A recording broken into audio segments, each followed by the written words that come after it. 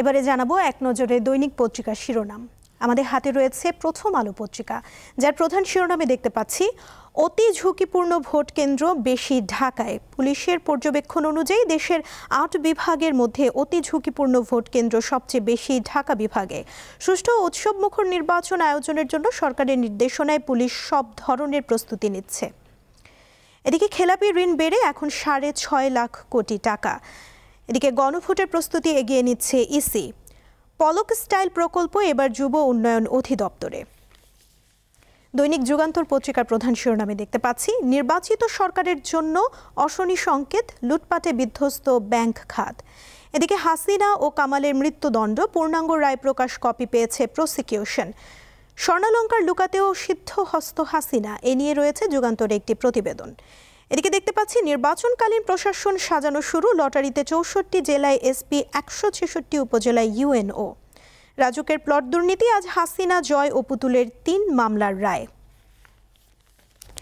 আজকের পত্রিকায় দেখতে পাচ্ছি জামায়াত জোটের আসন সমঝোতা প্রায় চূড়ান্ত।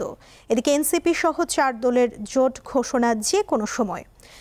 আরও রয়েছে হাসিনাকে ফেরানোর চিঠি পর্যালোচনা করছে ভারত। হাসিনার লকারে হীরা, মুক্তা, নৌকা, হরিণও মিলেছে।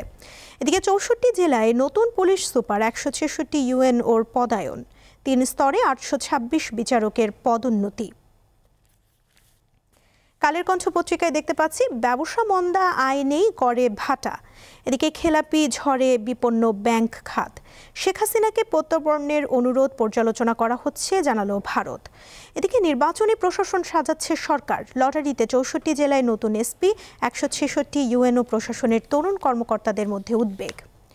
সমকাল পত্রিকার প্রধান শিরোনামে রয়েছে বিশ্বের সবচেয়ে জনবহুল শহর হওয়ার পথে ঢাকা। ঢাকায় চাপ কমাতে না পারলে জাতীয় উন্নয়ন আটকে যাবে, সাক্ষাৎকারে বললেন অধ্যাপক আদিল মোহাম্মদ খান। এদিকে ২০টি আসনে মনোনীত প্রার্থীর বিরুদ্ধে বিদ্রোহীরা তৎপর। আরও দেখতে পাচ্ছি তারেক রহমান ভোটার হননি, দেশে ফিরবেন মধ্য ডিসেম্বরে। বণিক বার্তা পত্রিকার প্রধান শিরোনামে রয়েছে বাংলাদেশের খেলাপি ঋণের হার বিশ্বে এখন সর্বোচ্চ। এদিকে মৃত্যুদণ্ডের পূর্ণাঙ্গ রায় প্রকাশ, শেখ হাসিনাকে আপিল করতে হবে ৩০ দিনের মধ্যে।